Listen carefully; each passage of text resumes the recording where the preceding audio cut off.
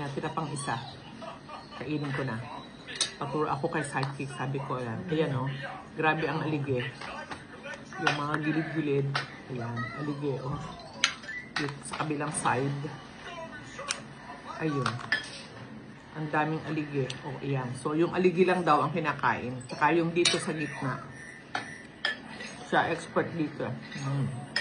Yung mga aligi lang sa gitna. May mga aligi. Harap po. Ayan. Okay, wala na. Wala. Walo na. Saan yung aligi? Pasok na pasok sa low carb.